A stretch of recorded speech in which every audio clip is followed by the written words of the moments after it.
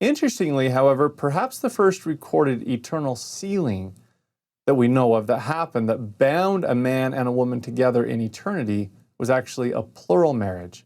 And it was the plural marriage of Joseph Smith, where he married Louisa Beeman, probably in April of 1841, where they were married for time and all eternity, according to Joseph Bates Noble, who performed the wedding and gave the words that Joseph Smith gave to Joseph Noble Bates. So interesting that the first sealing between a man and a woman that happens is actually a plural sealing. And I'll talk about plural marriage in the next video in Nauvoo as well.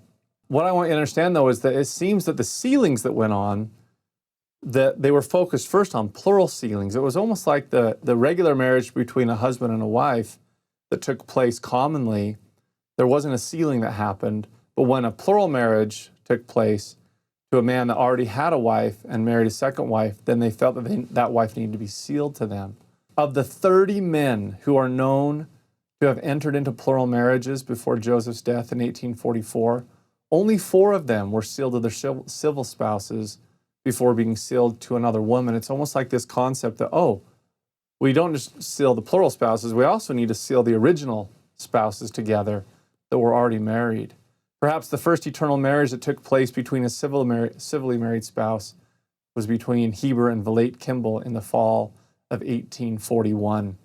The Kimballs had been commanded and taught about plural marriage to practice it. And when they accepted it, Joseph took it and sealed us for time and all eternity. I guess what I'm trying to say is that early on, I want you to grasp this idea. Early on, eternal and plural marriage were hard to separate. They were not discrete, but they grew out of the same tree into different branches. They grew out of the sealing tree. As plural marriage historian Brian Hales writes, they were inextricably combined into one unfolding story in Nauvoo.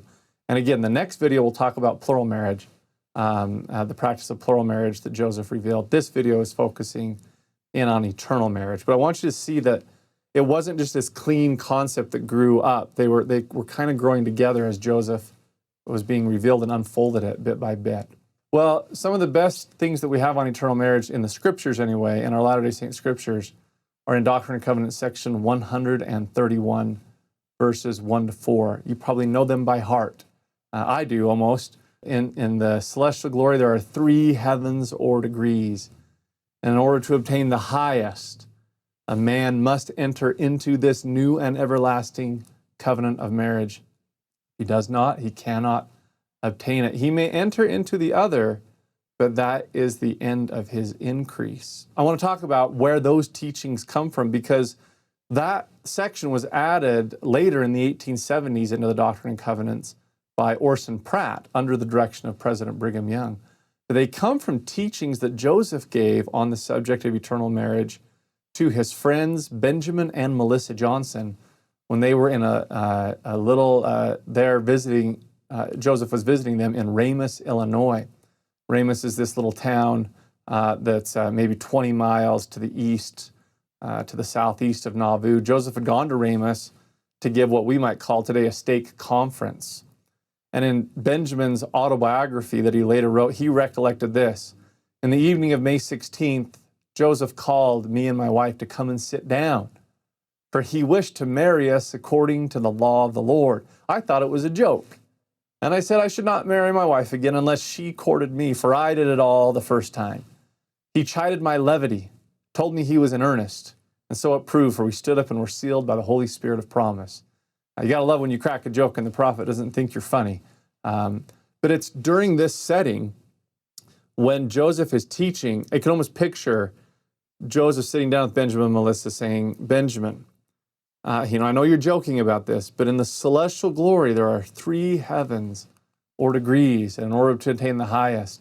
And it just so happened that as Joseph taught Melissa and Benjamin Johnson, and by the way, they were newlyweds. They'd only been married for a few years.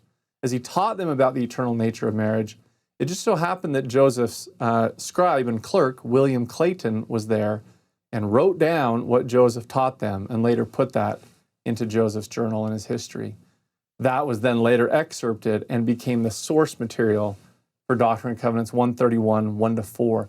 When you read those verses that have become canonized now, those are actually verses from an eternal marriage sealing that happened in the living room of Benjamin and Melissa Johnson. And this is a painting that I did that I wanted to show representing this scene, that I just love this idea of Joseph sealing them there in their room, standing up on the spot and doing it there.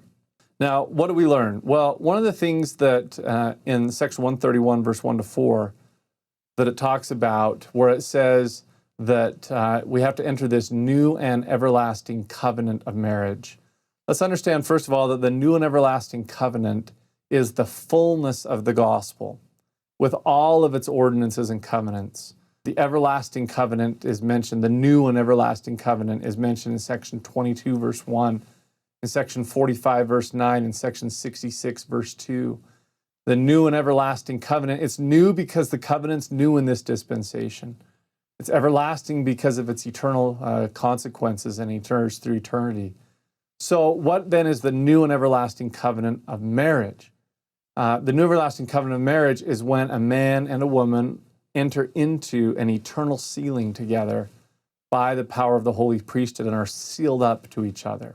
Exaltation is predicated, according to our doctrine, on that type of a sealing between a man and a woman, a husband and wife. That's what section 131, verse 2, and what section 132, verses 19 and 20 talk about. And I'll read those verses, verse 19 and 20 with you in a second. This is important to understand, though, as sometimes there is some confusion about this, about what predicates exaltation.